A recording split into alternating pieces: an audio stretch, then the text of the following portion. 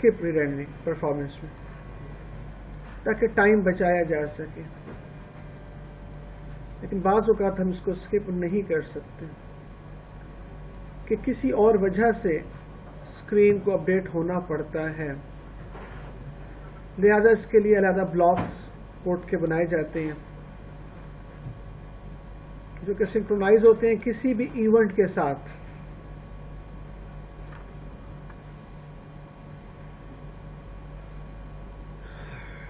Okay, call back, last time इसकी बात की थी, कॉल बैक का फंक्शन बनाया था और आपसे कहा था इस जगह पर आप console.log कुछ करके इसके अंदर कुछ भी राइट अप करके आप, तो शायद एक दो लोगों ने इस पे काम किया, बाकियों ने। बात को लेकर आगे चलते हैं, मज़ीद चीज़ें क्लियर होती जाएंगी। ये इसके बारे में लिखा हुआ है, इस एग्जांपल में जो कुछ हुआ है उसको पढ़ते नहीं है, पढ़ लीजिएगा, आसान है क्योंकि एग्जांपल आप पहले रन कर चुके हैं। यूज इफेक्ट हुक के बारे में आपसे कहा था, your component is synchronised with external system, कोई जैसे चैट का सिस्टम था। कितने स्टूडेंट्स हैं जिन्होंने ये वाली एग्जांपल्स रन करके देखी? ये 5 जो थी एज इट इज रन करनी थी, जिस कॉपी पेस्ट कर दिया उधर ही रन कर लेते, तब भी समझ आ जाती।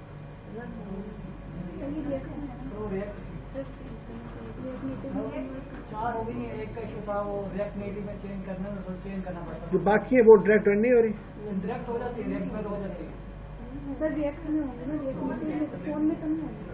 आप जी आपके पास अपने सेल फोन में नहीं हो रही सर, रिएक्ट में हो जाती है, मगर रिएक्ट नेटिव में चेंज करने के लिए उसमें चेंज करना पड़ता है, तो वो इशू कर रहा है। एक एग्जांपल बाकी हो गई है।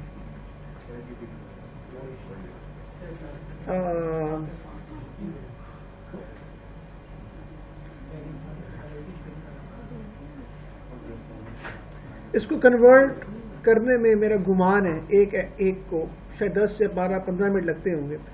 मैं कन्वर्ट करके भी ले आऊंगा एज इट इज। चले उस वेबसाइट पर जहां पर अवेलेबल थी, मैंने बताया था, वहां पर भी आपने रन नहीं की। नहीं होती तो है, आप लोगों ने कोशिश की, कोड देखा। देखिए, मैं सिर्फ आपको ये चीज दिखाना चाह रहा था कि आप लोग इस यूज इफेक्ट से फेमिलियर हो जाए।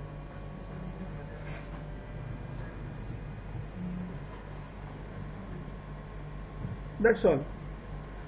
पूरी एग्जांपल का कोड समझाना वगैरह वो हमें अंदाजा है कि डॉम के कॉरेस्पॉन्डिंग वेब बेस और रिएक्ट नेटिव में कहाँ डिफरेंसेस हैं, वो हम डिस्कस कई दफ़ा पहले भी कर चुके हैं।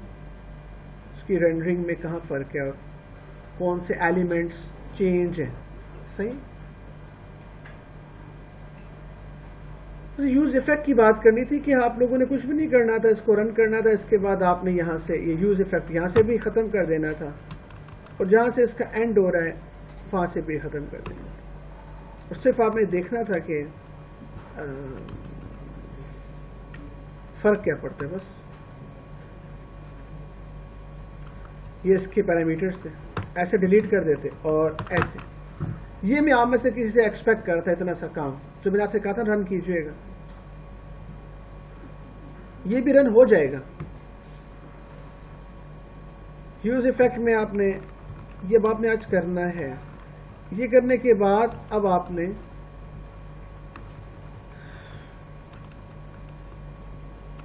चलो इसके रिटर्न वैल्यूज को ना चले,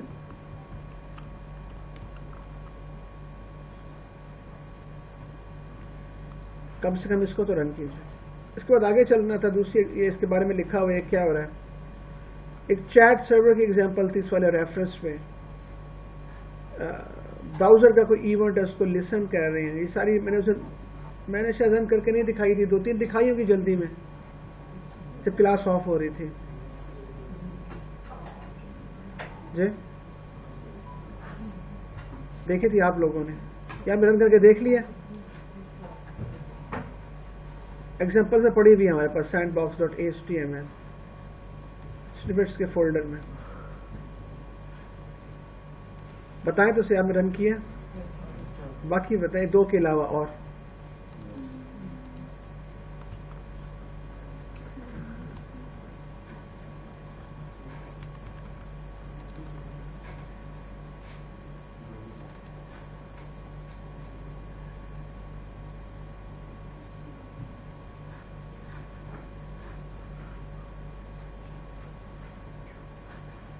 ये वाली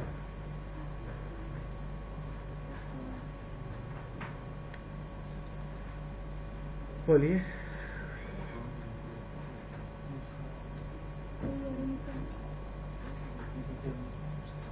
बस इस माउस पॉइंटर पे इसका एक ऑब्जेक्ट के साथ मूव कर, कोड इसका वेरिएबल है, या रन करनी है, ठीक है। इसका कोड देखना है और इसमें से फिर आपने यूज इफेक्ट को हटाना है, अलहदा करना है, और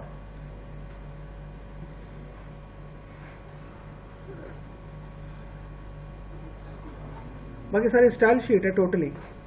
आपका जो वर्क है वो बस इतना ही है इसमें भी। यूज स्टेट हम पढ़ चुके हैं और यूज इफेक्ट। बाकी अंदर एक्स और वाई पोजीशन जो है माउस की मूव करता है तो उसके साथ पॉइंटर के साथ पोजीशन के साथ मूव करता है, पोजीशन बार बार रिटर्न कर रहा है और उस पोजीशन के साथ स्टाइल शीट का वो स्टाइल मूव कर रहा है। That's it.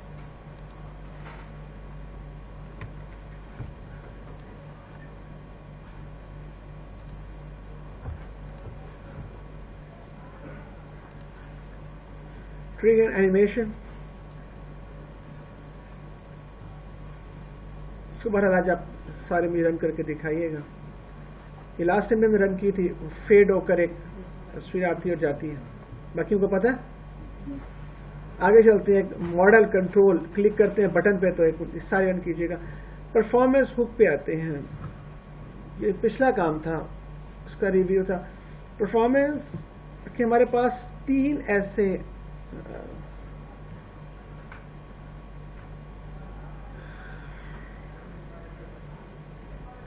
वेरिएबल्स हैं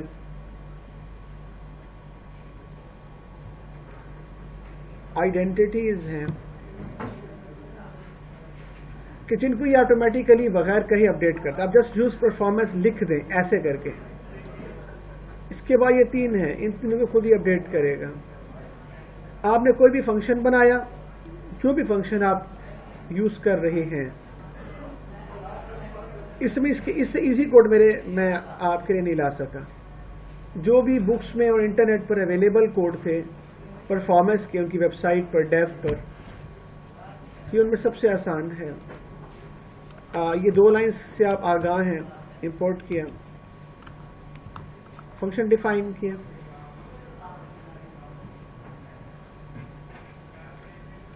यूज परफॉर्मेंस को जैसे हमने कॉल किया, जैसे मैं पे यूज स्टेट लिखते थे ना, याद है आपको, तो यहां पर 2 वेरिएबल लेते थे, 2 की स्टेट्स लेते थे ना, ऐसे ये 3 को रिप्रेजेंट कर रहे हैं। स्टार्ट भी खुद ब खुद अपडेट होगा, स्टॉप भी। इनके बीच में आपने ड्यूरेशन लिख दिया, ड्यूरेशन का वेरिएबल, ये इसका मतलब ऑटोमेटिक वैल्यू अपडेट होती रहेगी। इसके बीच में कोई बटन है, जैसे आप बटन को क्लिक करते हैं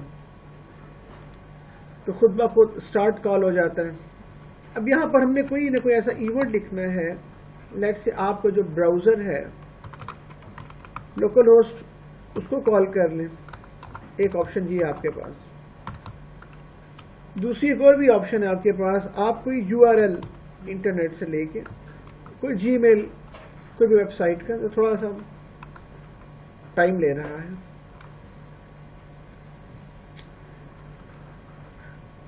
ये आप यूज करें। ये एक लाइन सिर्फ आपके लिए छोड़िए, कोई भी एक वेबसाइट का URL लिखना। आपको ड्यूरेशन में ये बताएगा कि इसकी लोडिंग में कितना टाइम लगा है। एवरीथिंग इज ऑटोमेटिक, हर चीज खुद ब खुद है। ये टोटल कोड है आपका।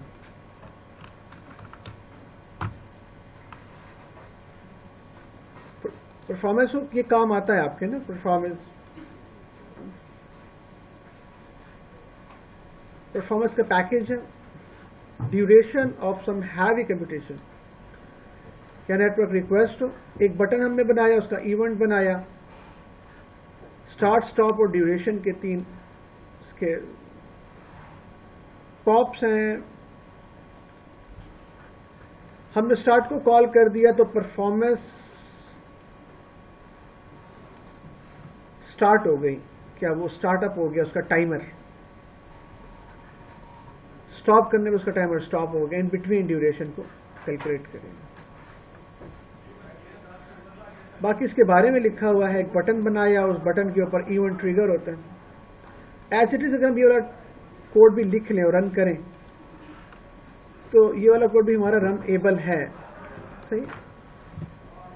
सिर्फ क्या फ़र्क है, चूंकि इसके बीच में कंप्यूटेशन परफॉर्म नहीं हो रही, लिहाजा वो वाली जगह जो है ड्यूरेशन अपडेट नहीं होगी।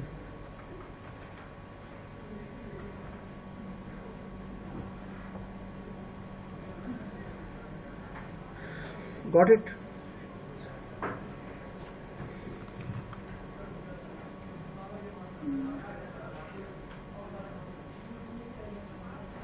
Reference hook. रेफरेंस हुक के बारे में बात की थी कि ऐसा हुक है चूंकि पैसिव मोड में है, हमने किसी चीज की वैल्यू को कहीं पे प्रिजर्व करके रख दिया है, प्रिजर्व करके रख दी है, उसके इफेक्ट्स कहीं नहीं आ रहे। जैसे ने बटन को प्रेस किया था, क्लिक किया था, उसके इफेक्ट्स टाइमर पे आ रहे थे, 1 2 3 4 इंक्रीमेंट होता था, तो स्टेट हुक यूज हुआ था। लेकिन अगर कोई डॉम का एलिमेंट है, जस्ट कोई टाइमर है जो कि अपडेट जिनकी वजह से किसी दूसरे को असर नहीं पड़ता, तो तब हम रेफरेंस हुक यूज करते हैं। आप किसी ऐसे सिस्टम से कनेक्ट हैं जो कि रिएक्ट का पार्ट नहीं है मिसाल के तौर पर, और रिएक्ट को रीरेंडर नहीं करना, तो उसको यूज कर लें। You can use any value, you can hold, you can preserve any value in the init। preserve का मतलब क्या हुआ कि पैसिवली वो प्रिजर्व रहेगी, एक्टिवली उसे किसी को छेड़ना नहीं है, चेंज नहीं करना। सेम कमोबेश पहले वाला प्रोग्राम है जो अभी ऊपर प्रोग्राम आपको दिखाया मैंने, ऑलमोस्ट वही प्रोग्राम है। यहां तक कि फंक्शन का नाम भी सेम रखा गया है, जस्ट यहां पर लिखा था यूज परफॉर्मेंस, ठीक है। यूज परफॉर्मेंस के बजाय हमने क्या लिख दिया, यूज रेफरेंस, यूज रेफ। जब यूज परफॉर्मेंस था तो यहां पे हमारे पास 3 पैरामीटर्स आए थे, राइट, और अब हमारे पास 1 पैरामीटर है। हम बटन को क्लिक करते हैं, करंट जो एलिमेंट है उसका रेफरेंस जस्ट सेव कर लेते हैं। अब चूंकि रेफरेंस स्टैटिकली उसमें सेव हो गया, ना इससे चेंज होना है और ना ही इसकी वजह से किसी ने चेंज होना है, बस इसको मैं कहीं पे सेव कर लिया वैल्यू को, इसको रेफरेंस कहते हैं। सेम यही कोड यहाँ पे यूज परफॉर्मेंस 3 पैरामीटर्स, और यहाँ पर हमने कोड ऑफ लाइन लिख दी है।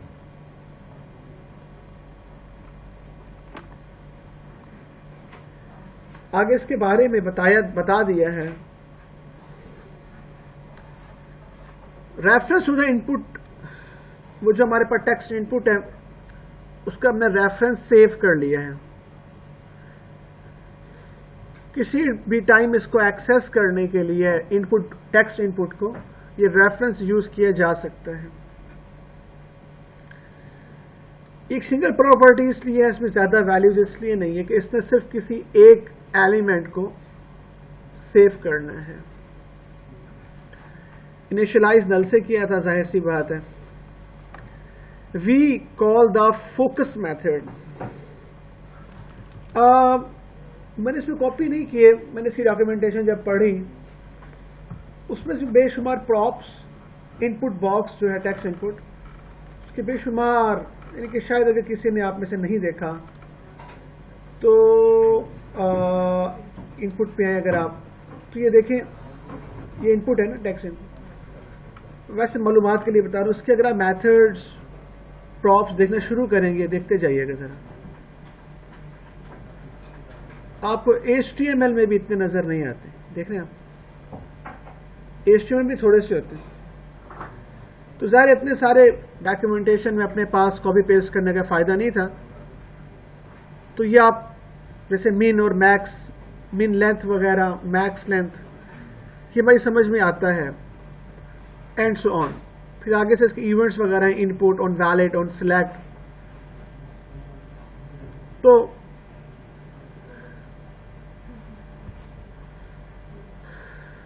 इसका जो रेफरेंस है ये मैं कॉपी कर देता हूं, आप इस वाले पेज का, आप यहां से इसके बारे में देख सकते हैं।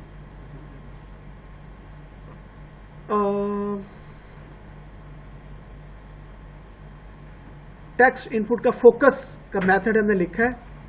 For other methods, for more details, यहां से हम इसको देख सकते हैं। जहां तक ये हुक्स कंप्लीट हुए, एक छोटा सा काम मैंने दिया था, इन्होंने कर भी लिया है, हमारे ग्रुप ने वो इस पे काम कर रहे हैं। अगर आपने डाटा किसी एक्सेल की फाइल में राइट करना है या रीड करना है, हमारे पास इसका एज सच रिएक्ट नेटिव में बिल्ट इन सपोर्ट नहीं है, जैसे कि हुक्स वगैरह के बिल्ट इन सपोर्ट है तमाम चीज़ों की। हम बाल इसके लिए मैं थर्ड पार्टी उसकी डिपेंडेंसी इंस्टॉल करते हैं। FS इसकी जो है रिएक्ट नेटिव FS के नाम से लाइब्रेरी है। तो इसका मैंने छोटा सा कोड शेयर किया है।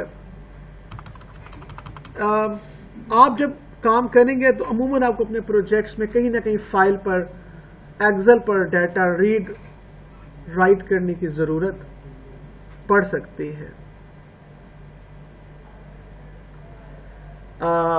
आप में से कोई बता सकता है कि अगर मैंने इसको, इस डिपेंडेंसी को इंस्टॉल करना है तो मैं उस अपने प्रॉम्प्ट पे क्या लिखूंगा? हाँ बोले तो।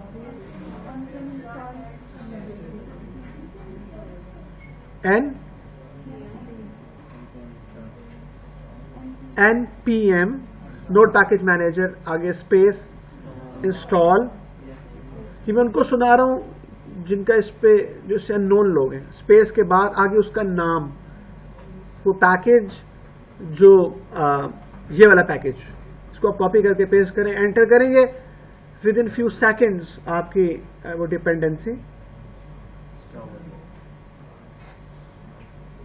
अभी तक कई लोगों ने इस तरह का काम भी नहीं किया है। इसके बाद बस आपने एक लाइन लिखनी है, इसके बाद आपने जस्ट ये कोड एज इट इज आप लिख देंगे। इस कोड में मैं आपको बता देता हूं, आपने कोई डाटा अपनी मर्जी से, आप लोगों ने मुझसे PHP पढ़ी थी तो उसमें जिस तरह आप एक्सेल नहीं, उसमें जिस तरह आप XML में डाटा लिखते थे, एक XML की फाइल से कनेक्ट होते थे, फिर उसमें राइट, इसमें सबसे पहले एक चीज सिर्फ एक्स्ट्रा है, वो ये है कि सबसे पहले आप एक न्यू बुक क्रिएट करते हैं, क्योंकि आपको पता है एक्सेल में एक न्यू बुक होती है, फिर उसमें शीट होती है। न्यू बुक क्रिएट करते हैं, फिर उसके अंदर उस शीट में उस डाटा के साथ, या पर डाटा नीचे जो लिखा हुआ है उससे कनेक्ट होते हैं इस डाटा के साथ, उसको बताते हैं। फिर उस वाली वर्क बुक की उस वाली शीट के ऊपर जाते हैं, और फिर शीट 1 पहली जिससे उसका नेम है, और वो तमाम डाटा जो आप लिखना चाहते हैं। That's all. ये चंद लाइनों का कोड है, लेकिन ये राइट का कोड है, रीड का कोड ये नहीं है। नीचे डाटा लिखा हुआ है, कोई इसमें मजीद, ये आपकी करंट डायरेक्टरी है जहां पर आपकी ये माई डाटा के नाम से एक्सेल की शीट पड़ी हुई है।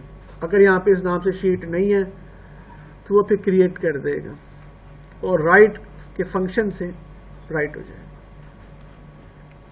इसके बारे में टोटल एक वर्ड जो मैंने बोला आपके लिए, अगर आप घर जाके पढ़े, मेरे से तो मेरी आपके पास रिकॉर्डिंग भी है,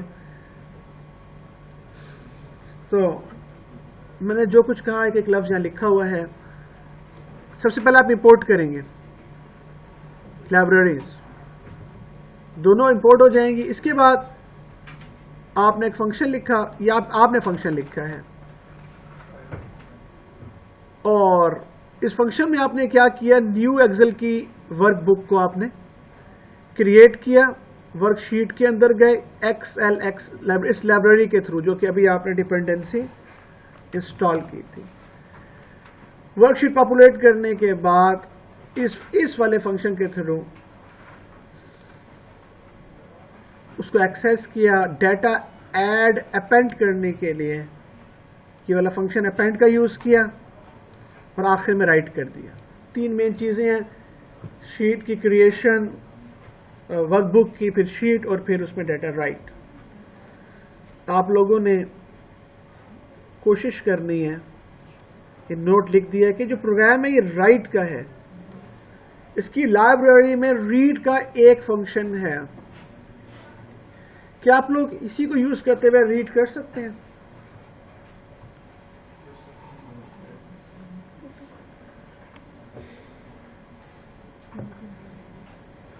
तरीका बता देता हूं। वैसे तो ये प्रोग्राम नेट पे बना बनाया आपको मिल ही जाएगा। आप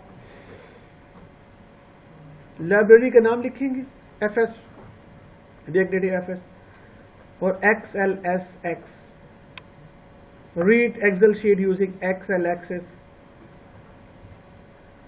in React Native। आपको उसका प्रोग्राम उनकी डॉक्यूमेंटेशन में अवेलेबल है।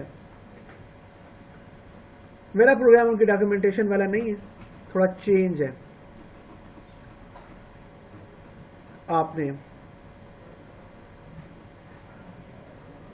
अब आगे चलते हैं। मैंने जब ये सारे काम कर रहा था, यहां तक पहुंचा, तो मुझे एहसास हुआ कि हमने कंपोनेंट्स में से कुछ चीजों को हाथ नहीं लगाया। एक छोटा सा प्रोग्राम है ये। हमने टेक्स्ट बॉक्स तो देख लिया, एक लेबल के अंदर टेक्स्ट इनपुट। अब HTML का कुछ कोड है इसमें, सिम HTML वाला ही है। चेक बॉक्स, जिन्होंने अपने फॉर्म्स डिजाइन किए उन्होंने ये काम शायद किया होगा।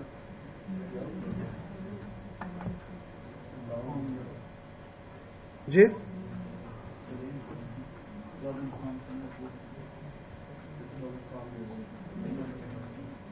दोबारा क्या कह रहे हैं? अच्छा,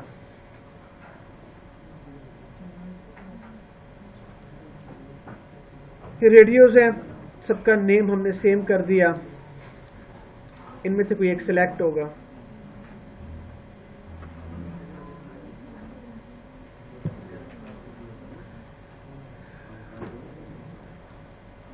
ये कोड भी पीछे रन हालत में भी शायद होगा।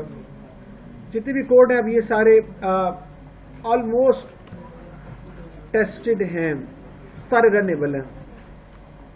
ठीक है, मैंने इनकी अलग से फाइल्स JS के नाम से नहीं बनाई, बना दूंगा। मुझे ख्याल नहीं आया कि मैं इनकी JS की फाइल्स बना देता। इसको अब एज इट इज अगर कॉपी पेस्ट भी कर लें,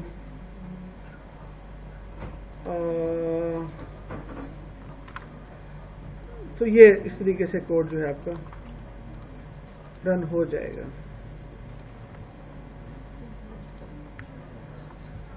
ऐसे ही ड्रॉप डाउन है आपके पास,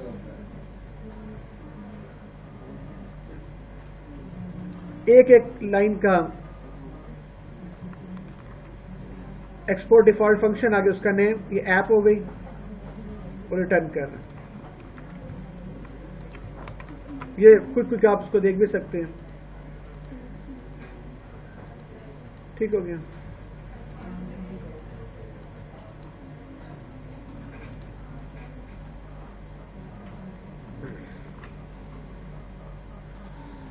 प्रोग्रेस बार, इसके बारे में बता रहे हैं। मीन हो सकता है मैक्स 0 वैल्यू 1 वैल्यू पर 0.67 वट। नल देंगे तो वो भी वेटिंग स्टेट में दिखाएगा आपको।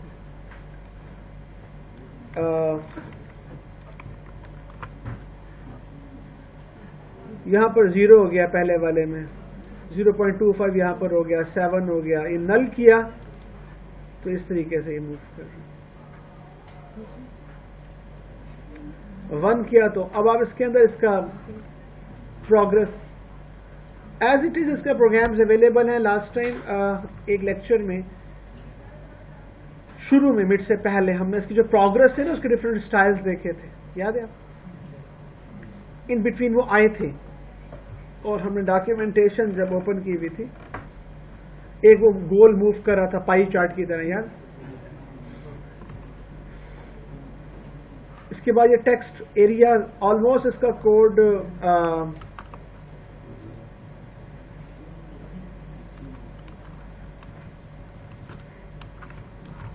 वैसा ही है जैसा कि HTML में होता है, rows and columns।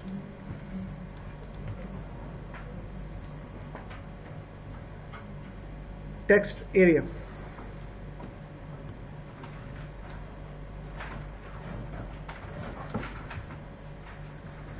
यहां तक ये कुछ कंपोनेंट्स हैं, हुक्स हैं। अब इवेंट्स की कुछ बात करनी थी आपके साथ।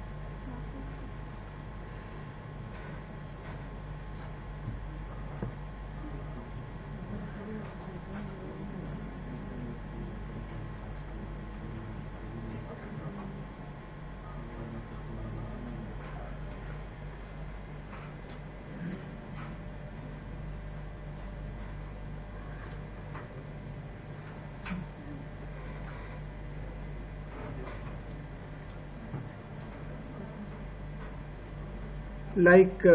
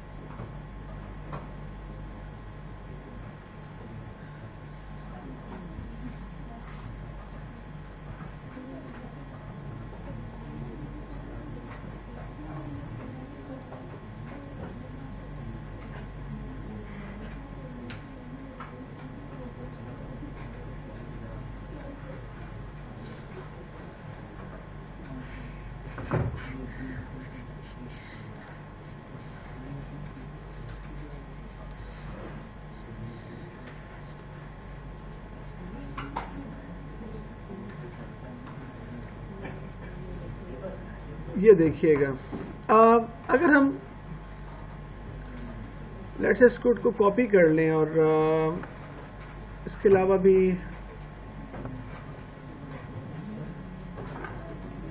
ये देखें जरा, इसी को कॉपी कर लेते हैं।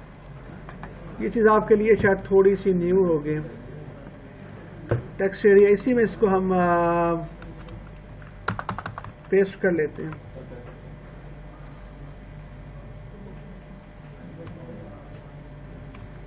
अच्छा चलिए, आप बता सकती हैं अभी क्या गलती की है?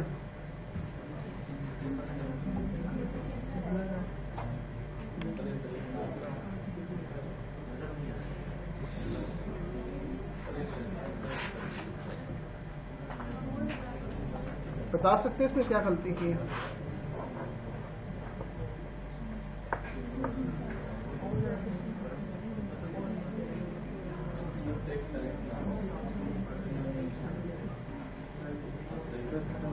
बताइए।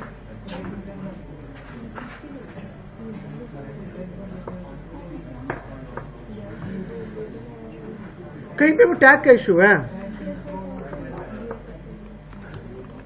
यहां लिख दो। अब देखिएगा, ये आपको दिखाने वाली बात है लॉग्स, इसको डिलीट कर दें। यहां पे मैंने कुछ लिखा 1 2 3, मैंने इसको जैसे कॉपी करता हूं तो ये मुझे ना, ये चीज़ आपको ना डिबगिंग में फ़ायदा देती है। अब मैंने इसे कॉपी कर दिया, अब जब इसको मैं पेस्ट करता हूँ तो ऐसे ही मैं इसको कट करता हूँ, ये तो मैं आपको सिर्फ 2-3 इवेंट्स बताए, मैंने आपको दिखाया था ये पूरी लाइन है। तो आपको मेरा मशवरा है कि जब आप काम कर रहे हो, कहीं पे आपको प्रॉब्लम आए ना, उसके लिए मैंने एक शॉर्टकट निकाला है, वो भी कल ही निकाला है। उससे पहले ज़ाहिर है मैं भी, आपको पता है माजी में एक्सपीरियंस नहीं था, लेकिन मैं कोशिश कर रहा हूँ कि एक्स्ट्रा एफर्ट से आप कहीं पर भी मौजूद हो। ये बड़ी अहम बात मैं बता रहा हूँ, किसी भी एलिमेंट पे, मिसाल के तौर पर ये कोई एलिमेंट है, ये देखिए कोई मिसाल, जो भी इसका नाम है, इनपुट हो सकता है, कोई भी जहाँ पे टैग आपको नजर आए, मिसाल के तौर पर ये हो गई टेक्स्ट एरिया, कोई भी है, ये इनपुट है, वहां पर उसमें जो उसका अवेलेबल इवेंट है उसके अंदर जाके अब यहां पर आप कोई ना कोई ऑन इसका इवेंट लिख दें जो उसकी लिस्ट में है। अमूमन इवेंट्स इज इक्वल टू, यहां पर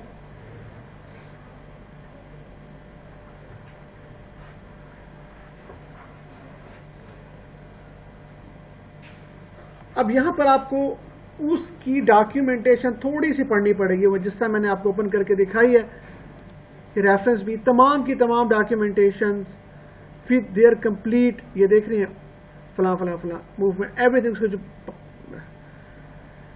पैरामीटर्स हैं, इवेंट्स हैं, उनके एट्रीब्यूट्स हैं, उनके वैल्यूज हैं, हर चीज आपको। अब ये देखें मिसाल के तौर पर ये कोई डिव है, अब इस डिव के ऊपर तमाम इवेंट्स, तमाम तो नहीं, चंद उसने इवेंट लिखे हैं, अब उसके कॉरिस्पॉन्डिंग उसकी ट्रैकिंग कर रहा है। तो इसी तरीके से आपको पता नहीं चल रहा होता कि ये जो वैल्यू है ये क्यों नहीं आ रही, किस मौके पर रुकी हुई है। तो लास्ट में आपसे कहा था ना console.log आपने लिख के चेक करना है, वो आपके असाइनमेंट्स में एक के अलावा मुझे नजर नहीं आई जो मैंने वीडियो देखी है उससे कॉरेस्पॉन्डिंग, कि जो मैं आउटपुट चाहता, मैं इस तरह का आउटपुट चाहता था कि आप लॉग में जाके पढ़ें कि हुआ क्या है, और वो भी आपने लिखा होगा, जैसे console.log पे लिख, उस इवेंट पर वो कमेंट देगा। अगर कोई वैल्यू आप सेंड कर रहे हैं किसी को, तो console.log में वो वैल्यू, वो जो इवेंट है ना, आप इसको यूं कहते हैं कि जनाब यहां से मेरा कोड स्टार्ट है। इसका जो लॉजिक है ना लिखने का तरीका, जो मैंने इसकी तबीयत देखी है, किसकी रिएक्ट नेटिव की तबीयत। रिएक्ट नेटिव ये कहता है कि कहता है आज से पहले आप इवेंट इक्वल और आगे इवेंट का नाम लिखते थे जावास्क्रिप्ट में, on event on click is equal to my function, JavaScript याद है। अब इसके अंदर आपने कर्ली ब्रेसेस के अंदर लिख दिया माई फंक्शन, ये तो वो तो फंक्शन कॉल हो गया। कहता है कि इसके अंदर ही फंक्शन डिफाइन करना है, तो दिस इज स्टार्टअप। अब आप इसके फौरन बात कह रहे हैं स्टार्टअप, मेरा फंक्शन स्टार्ट है, जो आप कोड लिखना चाहते हैं। अब यहां पे आपने वो कोड लिखना शुरू कर दिया, माई कोड, जो भी आपका कोड है। अब वो आपसे कहता है यहां पे जो आपने कोड लिखा है, मुझे ये बताओ अगर मैं कोई वैल्यू रिटर्न करूं, ये बातें मेरी कीमती हैं, मैं सारी टेस्ट करके आया, आपको ये डिबगिंग में और एरर्स आते हैं तो बहुत फायदा देगी। ये कहता है देखिए आपने फंक्शन कॉल नहीं किया ऊपर, जैसे फंक्शन लिखा हुआ है ना कोई न्यू पोस्ट, आपने यहाँ पे न्यू पोस्ट नहीं लिखा, सही है। वैसे तो ये मेन ऐप है, समझाने के लिए कह रहा हूं। तो आपने यहाँ पे फंक्शन नहीं लिखा, आपने कहा मेरा कोड इधर ही होगा, अलग से फंक्शन कॉल नहीं करूंगा। इसने कहा आप एक बात बताएं, अगर ये फंक्शन कोई वैल्यू रिटर्न करेगा तो आप वो कहां रखेंगे। आपने कहा मैं भूल गया, तो फिर आपने यहां पर कोई वेरिएबल, कोई प्रॉप ले लिया, कोई ई लेट से कह दिया, कोई भी कोई और नाम लेना जो आपका दिल करे। देखिए वो एरर भी खत्म हो गया। यानी कि मैंने रिएक्ट की तबीयत काफी अरसे से, ये हम पहले भी ये काम कई दफा कर चुके हैं, काम हम फर्स्ट टाइम नहीं कर रही है वाला, लेकिन जब मैंने इसकी तबीयत देखी कि ना ये किस तरह से गुफ्तगू करता है, तो इसके गुफ्तगू करने का अंदाज से है। कहता है इसके अंदर अपना फंक्शन लिखो, लेकिन मुझे तुम बताओगे ये फंक्शन यहाँ पर डिफाइन हो रहा है, किसी को कॉल नहीं किया जा रहा, उसके लिए आप ये एरो सिंबल। मैंने कहा ठीक है, हमें समझ आ गई है। इसका मतलब है let's start the coding here. उसका जो भी फंक्शन वैल्यू रिटर्न करेगा। अब ई को अगर हम console.log में ई लिखते हैं जो कि प्राइम यूज हो रहे हैं, तो वो क्या करता है,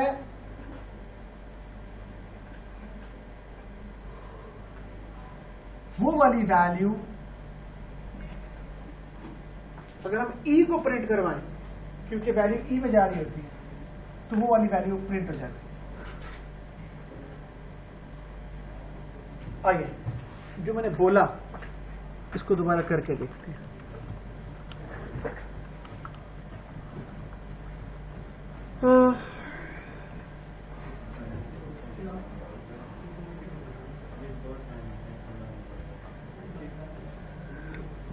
ये देखिएगा console.log, ये मेरा कोड है, ये कोड का स्टार्टअप है।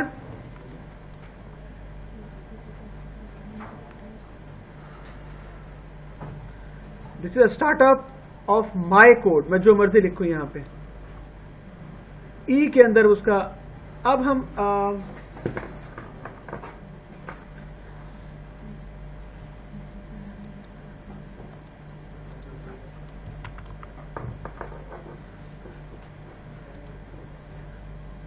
अच्छा, अब आप कुछ लिख रहे हैं, ऑन की अप, ऑन की प्रेस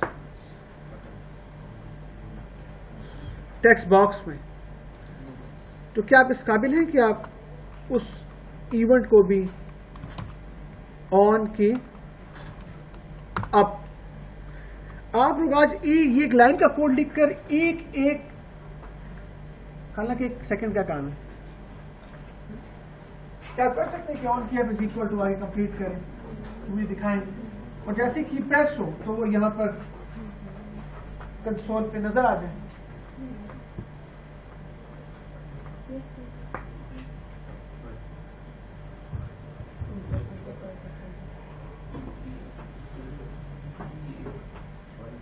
कर लेंगे कुछ भी नहीं।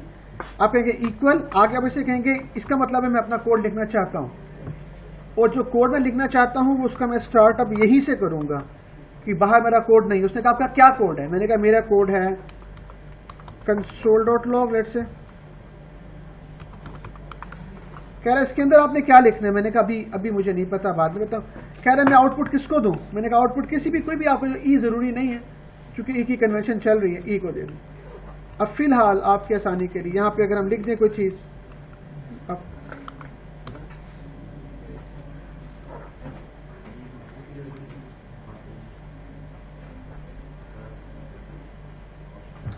क्या ख्याल है आपका?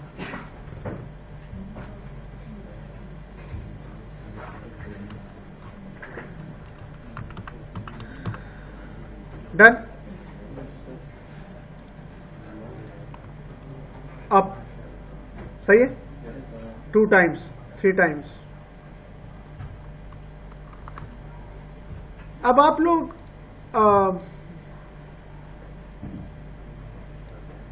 यहां पे अगर आप ई लिख दें,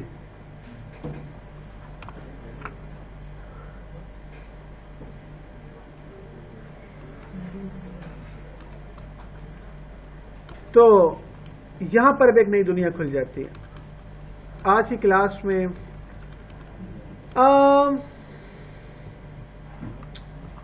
इसकी डॉक्यूमेंटेशन में ये देखिए, आपने ये काम जो मैं कह रहा हूं ना करना है, देखिए ये काम मैं आपको सब कुछ करके रेडीमेड देता हूं, पहले तो ऐसा नहीं करता था। आपको सिर्फ एक छोटा सा काम कहता हूं ये करके आना, आप वो नहीं करते हैं, फिर मुझे दोबारा की क्लास में कहना मैं console.log आपको कब कहा था। अब आप ऐसे ई के आगे डॉट के आगे आप ये नहीं लिख सकते, लिख सकते हैं, कर लेंगे, आप करेंगे। अब यकीन माने ना, आप जैसे इंसान खुद करते तो कॉन्फिडेंस आता है, वरना कॉपी करते कॉन्फिडेंस कभी एक एरर आएगा तो क्या हो जाएगा, समझ आ रही? आपको पता नहीं है, आप जितना मर्जी अच्छी प्रोग्रामिंग अपने उसमें कर चुके हैं प्रोजेक्ट्स में, जब तक आप ई डॉट ऑल्ट की, ई डॉट बटन कंट्रोल, जब आप ये नहीं करेंगे ना, वो आप उस आपने जावा तो नहीं पढ़ी। जावा में जो हमारा थ्रेड है, थ्रेड ट्रेस पाथ, हम उस एरर का ट्रेस पाथ करते हैं। उसमें इस तरह की लाइब्रेरीज होती हैं, हम उस एरर, उसमें भी ई को हम एरर करते हैं, ई डॉट फला करके उस एरर तक पहुंच जाते हैं। ये हो क्या रहा है? तो मैं आपका वो जहन बना रहा हूं कि आप कंसोल में ई के थ्रू पहुंच रहे हैं कि पीछे हो क्या रहा है। जब तक आप ये काम नहीं करते, आपका डिबगिंग प्रोसेस, आपको पता नहीं चलता मसला कहां पे आया है। आप उसको बैकग्राउंड में क्या चल रहा है उसको पकड़ नहीं सकते। ये बैकग्राउंड पकड़ने के लिए मैं आप ये वाला रेफरेंस अभी आपको कॉपी करके दे रहा हूं, ये वाला। तो आपने ई डॉट हेल्प में से भी हेल्प आ भी रही थी, आपने सारे चेक कर लेंगे। अगर आपने मजीद हेल्प लेनी है, आप नेट पर लिखना इसी के बारे में। रिएक्ट नेटिव, इसके कॉमन ऑब्जेक्ट्स हैं। ये तो माउस इवेंट की हैं, सबके हैं, कीबोर्ड के भी, हर एक की। आप जैसे ही लिखेंगे ना, आप माउस उसके कॉरिस्पॉन्डिंग, इसके ऊपर कोड भी है, देखें। आपने क्या करना है, कॉपी किया। चलो ये वाला मैं आपको कॉपी करके में दिखा देता हूँ। मेरी दूसरी क्लास आई हुई है, लाइक ये देखिए, ये इधर मैं बस अप लिख दूँ, ये देखिए।